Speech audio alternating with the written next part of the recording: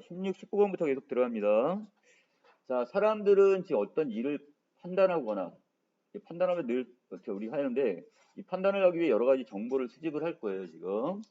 이때 사람들은 과거 경험을 바탕으로 어림 짐작을 하고 있는데, 이걸 우리는 휴리스틱이다, 이렇게 얘기합니다. 바로 이 휴리스틱에 대한 이야기를 하고 있네요. 자, 휴리스틱의 종류는 몇 가지가 있대요. 자, 여기는 대표성 휴리스틱, 회상 용이성 휴리스틱, 그 다음에 시뮬레이션 휴리스틱. 이 세 가지를 우리가 알아보겠다, 이 내용이야.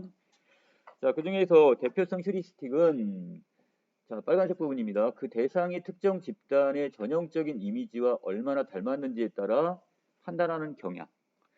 자, 그래서 예를 들어서 키가 198cm하고 165cm 두 친구가 있다면 자, 누가 더 농구 선수일 가능성이 많은 거야? 바로 장신인 198cm가 이것이 농구 선수일 가능성이 많은 거죠. 자, 이런 것들이 바로 대표성 휴리스틱인데 자, 문제는 결국 이러한 판단은 신속한 결정을 내리는 데 도움은 되지만 결국 항상 정확하고 객관적인 것이라고 볼 수는 없죠. 예를 들어 우리 농구 선수들 중에 단신 친구들 있죠. 자, 그런 걸 본다면 뭐 가드랑 이런 친구들 따로 있다면 자, 이게 안 맞을 수도 있어요.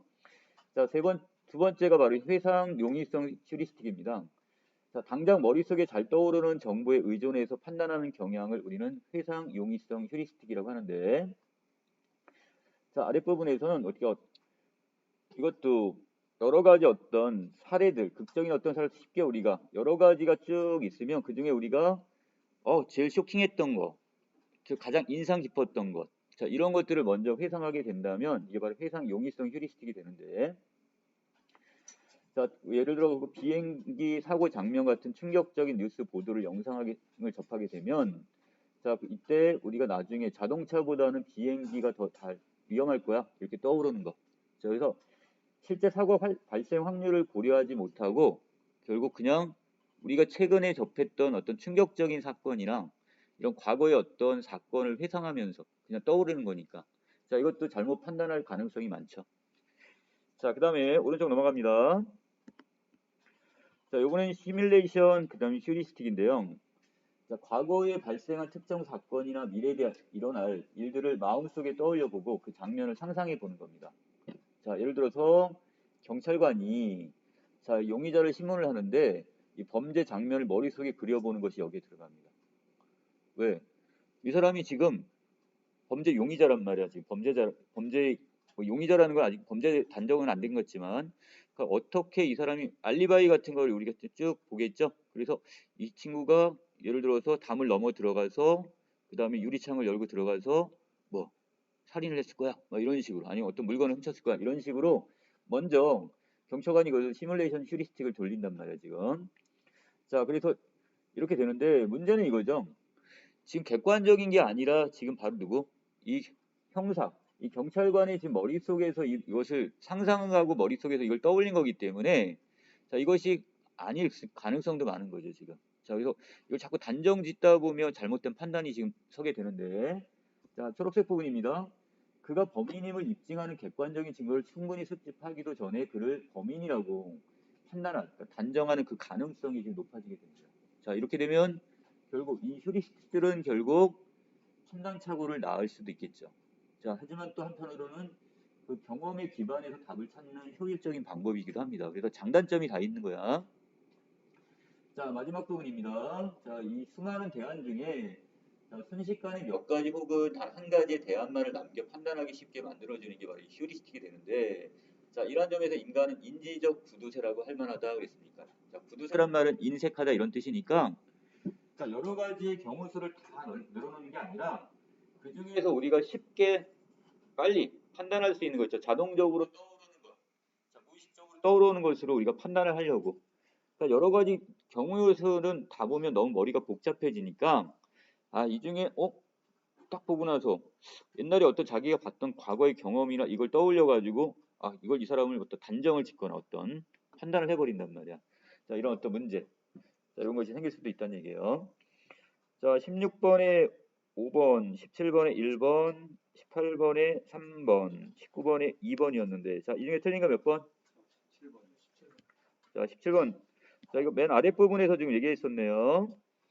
자, 수많은 대안 중에 순식간에 몇 가지 또는 단 한 가지의 대안만을 남겨서 판단하기 쉽게 만들어주는 거니까. 그러니까 우리 머릿속에서는 두뇌가 이게 다 돌아가는 게 아니라 그중에 일부분에 대한 것만 돌아가고 나머지는 놔버린단 말이야. 그러니까 이걸 인색하다고 표현했어요, 지금. 자, 다시 가면 17번. 인간은 세상의 수많은 일들을 판단할 때 가능하면 노력을 어떻게 돼요? 덜 들이는 것. 자, 이게 인색하다는 게 노력을 덜 들이면서 자, 올바른 판단을 하려고 합니다. 자, 왜? 이걸 다 돌리면 머리가 어떻게 복잡해지니까. 자, 그걸 인색하다 이런 표현을 했어요. 노력을 덜 들이는 것. 자, 이렇게 해서 되겠지. 자, 이렇게 넘어가도 되겠어요? 18번이. 자, 18번에 가면 자, 휴리스트가 관련한 어떤 실험을 했는데 자, 동그라미 가에 들어갈 내용이 적절한 거랍니다. 자, 어떤 영미는 31세로 감성적이며 새로운 곳에 대한 호기심이 상당히 많은 여성인가 봐요. 자, 국어 국문과 전공했고 사진 동아리에서 활동도 했습니다. 자, 이 중에서 여러 가지 정보를 제시한 다음에 영미가 결국 현재 어떤 모습일지 A, B 중에 가능성 높은 걸 순서대로 배열을 하라고 했더니 자, 은행원일 거냐 아니면 여행 블로그를 운영하는 은행원일 거냐. 자, 이겁니다. 자, 그래서 B는 당연히 A의 부분집합 맞나요? 그렇죠? 은행원이라는 것은 똑같은 거니까 적어도 B보다 A일 가능성이 높아요. 자, 그러나 대부분의 사람들은 결국 A보다 B일 가능성이 높다고 판단합니다. 뭐 때문에? 바로 그 위에 노랗게 아까 칠해놓었던 거 있었죠? 국어 국문을 전공했고 사진 동아리를 꾸준히 활동을 했으니까 은행원은 은행원이지만 여행 블로그를 운영하는 은행원 이렇게 지금 많이 생각을 한다는 뜻이에요 지금. 자, 이런 걸 우리는 뭐란다? 자, 이 중에 A보다 B일 가능성이 더 높은 이걸 대표성 휴리스틱 여기다 둬버렸네요. 아까 세 가지 중에서. 자, 그렇다면 자, 선택 3번 영미가 은행원보다 여행 블로그 운영자에 더 어울린다고 생각하는. 왜? 우리가 관습적으로 아까 대표성 휴리스틱에 뭐가 있었어요? 어떠한 특정한 대상이 특정 집단의 전형적인 이미지와 얼마나 닮았는지. 자, 그래서 이것 때문에 사람들이 관습적으로 이제 판단을 하는 거야. 당연하게 지금 저 정도 지금 사진을 좋아하고 했다면 당연히 여행 블로거가 됐을 거야. 자, 이렇게 우리가 머릿속에 지금 생각을 하고 이렇게 판단을 내려버리는 거니까. 바로 이 대표성 휴리스트가 연결해가지고 이렇게 찾으시면 되죠. 자, 삼민수님. 네. 자, 그 다음에 19번까지 됐어요. 자, 오른쪽 넘어갑니다. 20, 23번이 될 것 같은데요. 두 나라가 자발적으로 무역을 하기 위해 자, 두 나라 모두 이익을 얻을 수 있어야 됩니다. 자, 그리고 무역을 하는데 한 나라는 지금 손해보고 한 나라만 이익을 본다면 그럼 무역이 제대로 이루어진 게 아니죠, 지금. 자, 그래서 그러면 무역을 통해 이익이 발생할 수 있는 이유는 뭘까 이건데 또 무역에서 수출 내지 여기 수입을 하는 재화는 어떻게 결정을 할까 요거에 대한 이야기입니다. 자, 두 가지를 지금 우리가 알아보자는데 자, A국과 B국은 각각 자동차와 신발을 생산하는 상황을 가정했는데 자, 먼저 그림과 같이 A국은 지금 어떻게 이용 가능한 생산 요소를 모두 투입을 하게 되면 자동차는 최대로 10대를 만들 수 있고요. 신발은 1000켤레를 만듭니다. 이걸 동시에 한 번에 한다는 얘기는 아니야. 이 중에서 모든 그 인력, 생산 요소를 다 투입을 하면 최대로 자동차 10대를 만드는 거고요. 그 인력을 그대로 다 만약에 신발을 만드는데 투자를 하게 되면 투입을 하게 되면 1000켤레를 만들 수 있다는 얘기입니다. 자, 비국은 자동차 3대, 그 다음에 신발은 600켤레네요, 지금. 이때 국가 간 비교 우위 산업의 차이에 의해서 무역의 이익이 발생할 수 있다고 했는데 자, 비교 우위에 대한 이야기네요. 자, 어떤 재화 생산의 기회 비용이 다른 나라보다 작은 경우를 의미하는데 이때 기회 비용이란 그 재화 생산으로 인해 포기하는 다른 재화의 가치를 우리는 뭐라 한다? 기회 비용이라고 합니다. 자, 그래서 우리가 비교 우위를 알기 위해서는 결국 여기는 기회 비용을 알아야 되겠네요. 자, 아랫부분에 들어가시면 A국이 지금 자동차를 한 대 더 생산하기 위해서는 신발 100켤레를 줄여야 합니다. 자, 즉 A국 입장에서 자동차 한 대 생산의 기회비용은 신발 100켤레와 같다는 얘기죠. 자, 이거 이해되시나요? 자, 밑에 그림 위에 표로 올라갑니다. A국은요, 지금 자동차를 모든 가용한 생산 요소를 다 투입을 하게 되면 10대를 만든다고 했으니까 자, 그리고 이것을 다시 신발로 한다면 1000켤레를 만들 수가 있어요. 자, 그러면 여기서 1000켤레당 지금 10대니까 결국 자동차 한 대당 뭐가 되는 거야? 100켤레의 신발이 되는 거죠. 맞나요? 됐어요? 여기까지는 이해됐나요? 정훈아 된 거야? 다음에 이해는 됐으면 된 거지. 뭐 이해는 된 거고요. 그래요? 자, 그 다음에 다시 요번에는 비국을 보세요. 비국은 좀 다르네요. 자, 여기에서는 지금 최대로 자동차를 3대를 생산할 수 있는데, 자, 신발은 600켤레를 지금 생산할 수 있답니다. 자, 그럼 한 대당 신발은 몇 켤레가 되는 거야? 200켤레가 되나요? 자, 그래서 여기서는 기회 비용이 서로 다르네요, 지금.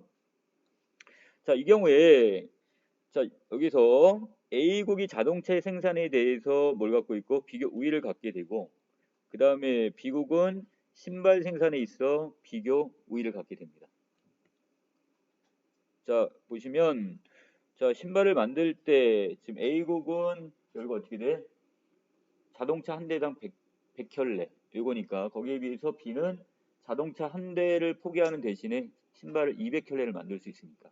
자, 이렇게 되면 결국 B가 더 신발에 비교 우위가 있다는 얘기죠. 자, 그래서 자, 노란색 부분 갑니다. 자, A국이 자동차를 특화해서 B국에 수출을 하고, 자, B국은 신발을 특화해서 A국에 수출을 하게 되면 무역을 하지 않을 때에 비해 양국 모두 이익이 될 거예요. 자기 나라에서 여기 있는 지금 생산 요소를 인력이나 이런 걸 투입을 할 때 이걸 만약에 쪼개가 되면 만약에 A국 같은 경우는 자동차 5대, 그 다음에 신발 500켤레 이렇게 지금 따로따로 생산하면 이렇게 인력이 분산이 돼 버리잖아요. 생산 요소가. 근데 이거를 그냥 하나만 전력해 갖고 하면 최대로 자동차 100대를 10대를 생산할 수 있으니까. 그리고 비국 같은 경우는 자동차 생산을 포기하는 대신에 그 인력을 다 어디다 투입하면 신발을 만드는 데 하면 600켤레까지 만들 수가 있다는 얘기겠죠. 자, 그래서 서로에게 이익이 될 수 있네요. 자, 아래에 있는 내용의 조합 부분이고요. 자, 초록색 부분은 바로 내려갑니다. 자, 무역을 통해 양국은 무역 이전에는 생산할 수 없었던 재활량의 조합을 생산하는 것과 같은 자, 효과를 갖게 되어서 무역을 통한 이익을 얻을 수가 있게 됩니다. 자, 그리고 쌍방향이 다 어떻게 되는 거야? 이익을 얻을 수 있다는 얘기가 이렇게 되면. 자, 이처럼 각국의 비교 우위 산업이 존재하는 이유에 대해서 자, 핵실하는 사람은 자, 국가 간 생산 요소 부존량의 상대적 차이가 비교 우위를 낳는다고 봅니다. 자, 거기 뒤에 부존량이라는 단어 따로 나와 있죠? 자, 무슨 뜻이라고 했어요? 한 경제 내에 존재하고 있는 어떤 생산 요소의 양을 우리는 뭐라 한다? 부존량이라고 했으니까. 자, 그래서 그 생산을 위해서 내가 투입할 수 있는 양. 자, 이렇게 보시면 될 것 같아요. 자, 그래서 이것의 어떤 무엇에 의해서 이게 상대적인 차이가 있기 때문에 이것 때문에 비교 우위가 생길 수가 있다 이렇게 얘기합니다. 자, 아랫부분에 지금 제가 파란색으로 지금 묶어놓은 게 보일 텐데요. 재화마다 각 생산 요소들이 수입되는 비율이 다르긴 마련인데 어떤 재화 생산의 특정한 생산 요소가 집약적으로 사용이 되면 그 생산 요소를 다른 나라들에 비해 풍부하게 보유하고 있는 국가가 해당 재화의 생산에 비교 우위를 갖게 된다는 거. 자, 예를 들어 이런 거죠. 자, 우리나라 같은 경우는 그래도 뭐 다른 건 몰라도 핸드폰, 애플, 여기 다음으로 삼성 같은 이런 핸드폰을 상당히 지금 인정해주고 있죠. 전 세계적으로. 저 우리나라 같은 경우 그럼 어떻게? 그 핸드폰을 만드는 기술은 상당히 발달되어 있을 거예요. 그렇죠? 자, 그렇다면 우리가 잘할 수 있는 이런 것을 우리가 하고 그럼 다른 나라 같은 경우 또 그 나라가 잘할 수 있는 게 있겠죠. 그래서 그걸 특화시켜 가지고 각각 따로따로 그래 너는 그거 만들어. 우리는 이거 만들게. 우리 잘하는 거. 그래서 이걸 서로 간에 어떻게 돼? 무역으로 서로 교환을 하게 되면 그만큼 서로에게 이익이 될 수 있다 이런 얘기입니다. 자, 아랫부분에 한 나라는 지금 자동차, 선박 등은 뭐라고 했고요? 자본, 집약재의 수출국이고 자, 신발이나 의류 등은 뭐래요? 노동, 집약재 수입국 이렇게 보고 있네요. 자, 그래서 여러분들 그 신발 같은 거 보시면 우리나라 어떤 메이커인데도 불구하고 거기에 보시면 그 외국에서 생산지가 외국으로 돼 있는 경우가 있죠. 왜 그런 거예요? 우리나라는 지금 노동자들을 데려다가 쓰고 나서 거기서 나가는 지금 비용이 너무 크니까 오히려 지금 어떤 다른 나라 같은 나라 있죠. 다른 데 딱 현지 생산 공장을 세워가지고 값싼 노동 인력을 쓰는 거예요 지금. 그래서 우리나라 지금 남북이 분단이 되어 있긴 하지만 그 개성공단 같은 데가 이렇게 거기에 뭐가 있어요? 우리나라 기업들이 많이 들어가 있죠. 우리나라 기업이 그 북한에 들어가 있단 말이야. 자, 북한 같은 경우는 왜 좋은 거야? 얘들은 지금 돈이 들어올 데가 없었는데 우리나라가 거기다 공장을 지었어. 그리고 거기 북한의 노동력, 그 인력을 갖다 쓰기 때문에 거기 같은 경우 어떻게 되겠어? 돈이 들어오니까 좋죠. 우리 입장에서는 한국에 있는 여기 노동자를 갖다 쓰는 것보다 외려 북한에 있는 그 사람들을 쓰게 되면 그럼 어떻게 돼요? 노동비 여기를 인력을 여기 인력 비용을 낮출 수가 있게 되는 거죠. 전체적으로 생산 비용을. 자, 바로 요것들이 한쪽은 자본 집약제, 한쪽은 노동 집약제. 자, 이렇게 지금 해놓고 자, 그래서 각각 국가마다의 어떤 그게 특성이 있을 겁니다. 자, 다음 장. 자, 각국의 비교 우위 산업은 자, 각 생산 요소 부존량의 상대적 차이가 변함에 따라 바뀔 수도 있다고 그랬어요. 그래서 예전에 우리나라는 과거에는 공업 위주의 노동 집약적 산업에서 지금은 자본 집약적인 중화 공업이나 자, 지금 더 나아가서 지식 집약적인 IT 산업까지 점점 변하고 있네요. 자, 우리나라 상당히 많이 변한 거죠.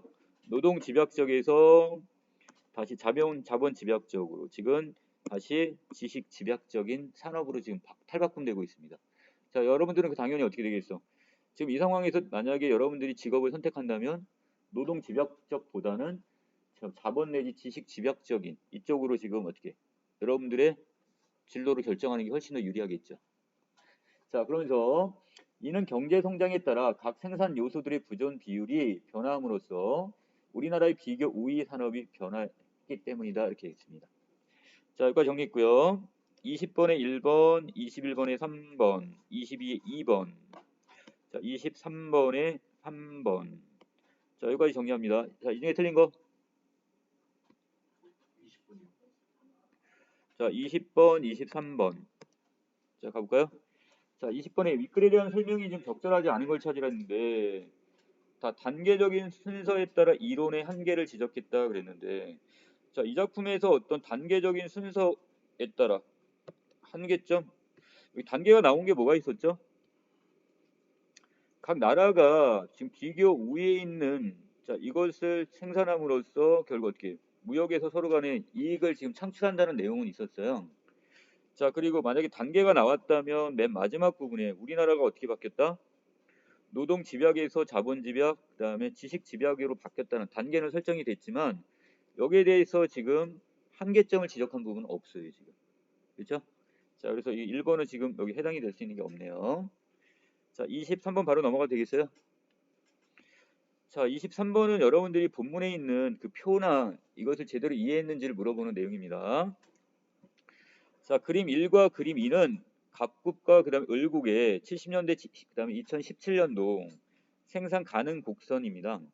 자, 갑알은 노동 집약적인 재화라고 했고요. 선박은 자본 집약적인 재화다 이렇게 얘기를 했네요.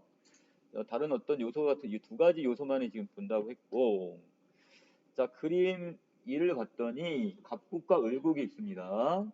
자, 갑국은 지금 뭐를 생산한다고요? 갑국. 가발, 여기 가발하고 지금, 자, 여기서, 그 다음에 또 하나 선박을 지금 생산을 하게 되는데, 자, 이 경우에서 지금 뭐로 바뀌었냐면 2017, 그림 2가 2017년도인데, 자, 살짝 지금 선박하고 가발의 어떤, 여기 약간 판도가 바뀐 것 같죠?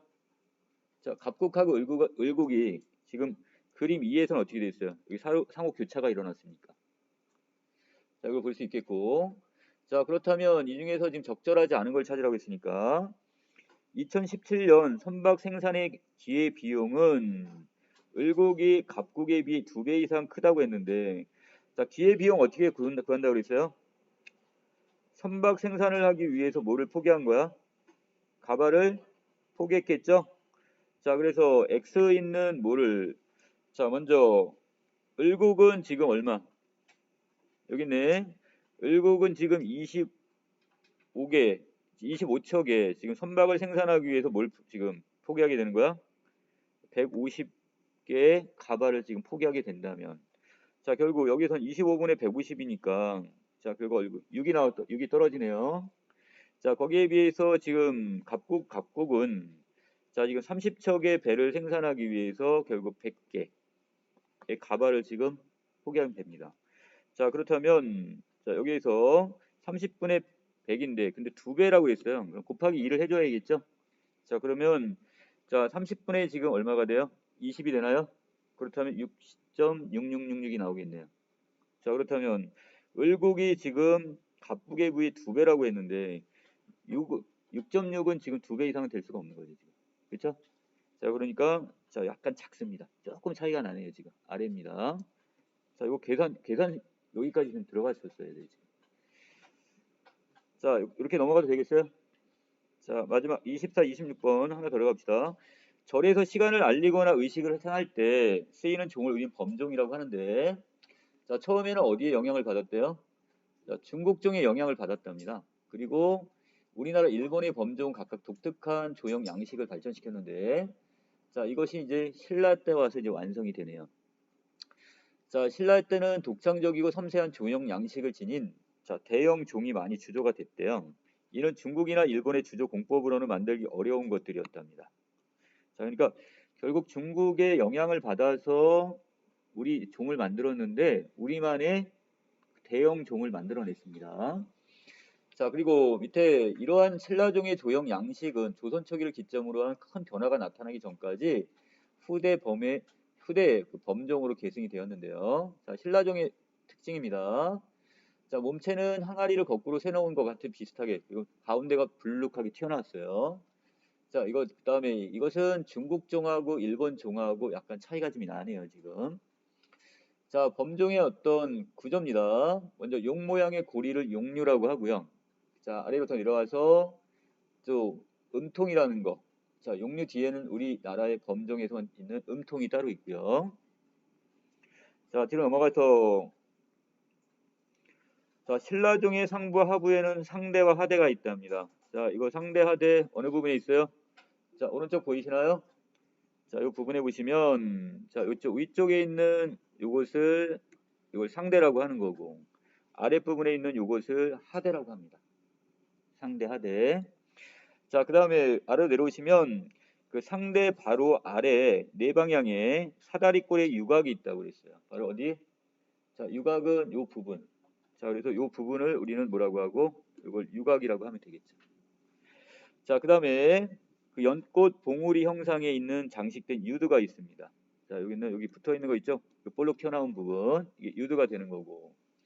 자, 그 다음에 그 아래로 쭉 내려가시면 당자가 있는데요. 자, 당자는 타종 부위라고 했으니까 자, 여기서 이 그림으로 본다면 어디가 되는 거야? 자, 왼쪽과 오른쪽 요 측면에 있는 부분이 있죠? 지금 여러분들 여기 가운데의 부분은 천인상이야. 여기를 친다는 게 아니라 둥근게 해가지고 거기 좀 무늬 같은 게 들어가 있긴 한데 그 부분을 치는 거예요. 그래서 천인상의 양쪽 부분에 당자가 따로 있습니다. 이쪽을 치게 돼요. 자, 여기까지 좀 보셨으면 자, 이때 이 당자 사이에는 천인상이 아름답게 장식되어 있어가지고 가로 세로의 띠만 있는 일본 종과는 차이가 있습니다. 그래서 이 천인상은 우리 신라 시대만의 어떤 특징이 되겠네요. 자 고려 시대로 넘어갑니다. 여기는 전기와 후기로 지금 나눠지게 되는데 자 전기에는 상대와 접하는 종의 상판 둘레 견대라 불리는 어깨 문양의 어떤 장식이 추가되었고요. 자 견대가 여기 추가가 됐대네요. 자 그리고 천인상만 부조되어 있던 자리에 삼전불 등이 함께 나타납니다. 여기 부처상 자 이런 것들이 거기 이렇게 새겨져 있나 봐. 자 고려 후기로 가면 전기양식의 견대가 연꽃을 세운 모양으로 변하고 원나라 침입 이후에 전래된 라마교의 영향으로 이 범자 문양의 장식 등이 나타나는 게 이제 고려 후기가 되겠습니다. 자 전체적인 내용 범종이 소형화되어 신라종의 조형 양식이 계승되면서 그러면서 그러한 조형 양식을 지닌 대형종의 주조 공법은 사라지게 되었대요. 자 여기까지가 어디 고려 시대였죠? 자 조선 초기로 왔습니다. 자 새 왕조를 연 왕실 주도로 다시 대형종이 주조가 됩니다. 대형종. 조선에서는 이 신라의 대형종 이 주조 공법을 대신해서 중국의 이 중국종의 주종법을 도입하게 됩니다. 자 그러면서 중국 종처럼 음통이 없이 쌍용으로 된 용류가 등장하고 당자가 사라지고 신라종의 섬세한 장식 대신에 이 전형적인 중국종의 어떤 이런 형식들이 나타났대요. 자, 이후 불교가 점점 억제되는 정책에 따라서 범종 제작은 통제가 됐고 사찰, 그 절 주도로 해서 소형 종등이 주도되면서 사라졌던 신라종의 조형 양식이 다시 나타납니다. 그리고 이런 여러 가지 혼합 양식과 그다음 복고 양식이 병립하다가 복고 양식이 사라지고 결국 우리 범종은 이제 쇠퇴하게 됐다. 자, 이런 계속 이 전통이 계승이 되지 못하고 결국에 지금 사라지게 되었네요. 자, 여기까지 정리가 됐으면 자, 24번에 1번, 자, 그 다음에 25번에 4번, 26번에 3. 자, 이 중에 틀린 거 있습니까? 25번? 자, 25번의 그림 부분이었는데요. 자, 이 어느 부위를 제대로 알았느냐 이 정도 문제야. 자, 선택지 4번에 보시면 1번 종은 신라종과 다르게 D의 주변에, 자, D는 천인상 주변이죠. 가로 세로의 띠가 있다 그랬는데, 자, 여기에서 1번 종은 일단 지금 D 주변이라고 했으니까 뭐가 있다는 얘기예요, 결국? 천인상이 있다는 얘기잖아요, 1번 종에. 자, 그런데 아까 지금 분명히 무슨 얘기를 했었냐면, 여기에서 1번 종과 차이점이 있다는 것은 1번 종에는 이런 천인상이 있다, 없다? 없다는 얘기예요, 결국. 자, 그래서 당자는 지금 이 당자 사이에는 천인상이 아름답게 장식이 되어 있는데, 자, 이건 1번 종에는 없고 우리나라 종에만 있는 겁니다. 당자는 똑같이 있어요. 1번 종에도 당연히 채워야 될 부분이 있으니까 몸통 부분에 어느 부분을 두드려야겠죠. 자, 그래서 이 당자는 있는데 똑같이 이 천인상이 있는 것은 바로 우리 신라시대 이때 어떤 종의 특징이라고 보시면 되겠죠. 자, 그래서 여기 신라종과 1번 종이 지금 우리 신라종과 달리 주변에 가로 세로에 띠가 있다 그러는데 D주변이라는 건 D가 있어야 되는데 이 천인상 자체가 없는 거니까. 자, 26번까지 됐어요? 자, 27, 30번 들어갑니다. 자, 과학에서 관심을 갖는 대상을 개라고 하는데 그 다음에 이 개를 제외한 우주의 나머지 부분은 주의, 그 다음 마지막 경계가 있습니다. 자, 여기 에너지 주의와 그다음 에너지나 물질의 교환이 모두 일어나지 않는 상태를 우리는 고립계. 자, 여기서 뭐만 에너지 교환만 일어나면 닫힌 계, 그 다음에 두 가지가 자연스럽게 일어나면 열린 계. 자, 이렇게 세 가지 유형으로 이걸 구분을 했네요. 자, 그 다음에 넘기시면 자, 이때 열역학 제1법칙에 따르면요, 우주의 에너지 총량은 일정합니다. 자, 그래서 개와 G 사이에 에너지 교환이 있다면 개 에너지가 감소할 때 주의 에너지는 증가하게 되고요. 자, 반대로 에너지가 증가하면 주의 에너지는 감소하게 됩니다. 자, 여기까지 내용이었고, 자, 각각 개 에너지가 증가할 때 우리가 플러스로 표시하고요. 자, 감소할 때 마이너스로 표시합니다. 자, 개가 열을 흡수하는 과정은 흡열, 그 다음에 개를 방출하면 열을 방출하면 발열이 되는데, 자, 흡열이라는 것은 열을 더 갖고 오는 거니까 열 에너지를 더 끌고 오니까 플러스가 되겠죠. 자, 거기에 비해서 발열이라는 것은 열을 방출하게 되는 거니까 마이너스 Q로 표시를 합니다. 자, 그 다음에 이때 개의 에너지는 온도, 압력, 부피 등의 바로 열 역학적 변수들에 의해 결정이 됩니다. 무엇에 의해서? 온도, 압력, 부피. 자, 그래서 기억과 같은 개들은 같은 상태에 있다고 할 수 있는데, 자, 여기서 보일 그다음에 샤를의 법칙에 의해서, 자, 여기 부분에서 자, 피스톤을 고정하지 않은 상태와 피스톤을 고정할 때 이 두 가지를 나눠가지고 설명을 했어요. 자, 만약에 피스톤을 고정시켜 버리면, 자, 결국 뭐야? 피스톤이 밀리지 않는 거야. 이 실린더 안에 열을 가해주거나 이렇게 되면 팽창이 되니까 어떻게 되겠어요? 이걸 피스톤을 밀어내려고 하겠죠? 근데 이걸 못 움직이게 막아버리는 거야. 그럼 그 안에서 이 팽창이 더 커지겠죠? 자, 이때 자, 기체 압력이 P로 일정하도록 지금 유지한 상태에서 실린더를 가열을 합니다. 자, 온도가 T1에서 T2까지 되면 온도가 높아짐에 따라 실린더 속의 기체 부피는 증가를 하게 될 겁니다. 자, 그래서 부피가 증가를 해요. 왜? 이 피스톤이 밀리지 않고 그대로 유지가 되니까. 자, 한편 피스톤을 고정해서 자, 이때 어떻게 자, 다시 하죠. 피스톤을 고정하지 않았으니까 얘가 지금 어떻게 부피에 의해서 피스톤이 밀려 나가겠죠? 자, 거기에 비해서 피스톤을 고정해 놓으면 자, 기체의 부피를 일정하게 하고 실린더를 가열하게 되면 온도가 어디에서 자, T1에서 그다음에 T2로 자, 되는 동안 실린더 속 기체 압력은 P1에서 P2로 증가를 하게 됩니다. 왜 그런지 아시겠죠? 고정되어 있기 때문에 더 이게 압력이 증가를 하고요. 이때 온도가 T2인 상태를 유지하면서 고정시켰던 피스톤을 풀면 자, 실린더 속 기체 압력이 P1이 될 때까지 실린더 기체의 부피는 증가하게 되겠죠. 자, 밑에 전자를 우리는 A라고 받고 후자를 우리 B라고 지금 표시를 해놨고요. 자, 이것은 자 그림 자 좀 되게 복잡한데 자 요걸 설명할게요. 오른쪽 29번을 갖고 설명하면 될 것 같은데 자 지금 여기서 우리가 T1에서 자, T2 쪽으로 지금 온도가 이렇게 가열이 됐단 말이야 지금. 자 그렇게 되면 자 이 경우에 자, 여기서 지금 이렇게 감으로써 자 이때 여기 P 압력 자체는 그대로 어떻게 피스톤이 지금 A인 경우는 그대로죠. 압력이 왜 피스톤이 그냥 밀려나가면 되기 때문에 이때 같은 경우는 결국 뭐의 변화가 없어요? 압력의 변화가 없어요. 자 하지만 이 피스톤을 고정해 버리면 자 이 경우는 달라지죠. 자 이 경우는 지금 압력이 어디까지 올라갔다가 P2까지 올라갔다가 그 다음에 이렇게 떨어지게 돼 있죠. 아래로. 이거 이해되세요? 자 여기까지 됐다면 자 그리고 하지만 자 여기 꺾기가로 바로 밑으로 내려갑니다. 자 빨간색 밑줄 친 부분인데 A의 실린더 속 기체의 내부 에너지는 결국 어떻게 에너지 자체의 총량은 변화가 없겠죠. 그대로입니다. 여기서 29번과 연결시켜가지고 자 이때 A의 초기 상태와 B의 초기 상태 또 A의 최종 상태 B의 최종 상태는 각각 같지만 자 여기 이 최종 상태 이르는 경로는 당연히 옆으로 갈 거냐 이렇게 위에 올라갔다 내려올 거냐 이 정도의 차이가 있다는 거.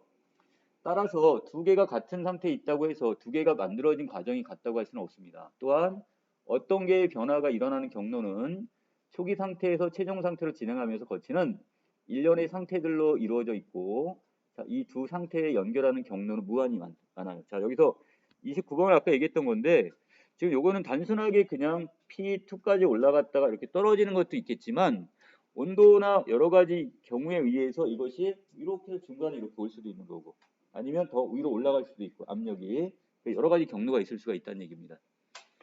자 여기까지 정리했고요. 자 27번에 3번 그 다음에 28번에 1번 29에 5 30번에 1번이 있습니다. 자 이 중에 틀린 거 29번이요. 자 여기에서 가를 그래프로 지금 표시를 했는데 자 여기 본문에 있었던 아까 A와 B 이걸 지금 표시를 했고요. 자 이 중에 적절하지 않은 겁니다. 자 C 상태에서 실린더 속 기체의 내부 에너지는 A의 경우보다 B의 경우가 크다고 했는데 자 에너지의 값은 어떻게 되는 거야? 결국 최종적으로 도달한 이 C 부분에서는 동일하죠. 다르지가 않습니다. 자 요게 힌트가 되는 것은 바로 옆에 있었습니다. 자, 이 두 개가 최종 상태에 도달했을 때 에너지의 값은 서로 같다 이렇게 볼 수가 있다고 했습니다. 자, 여기까지 해가지고 지금 30번까지 정리 끝냅니다.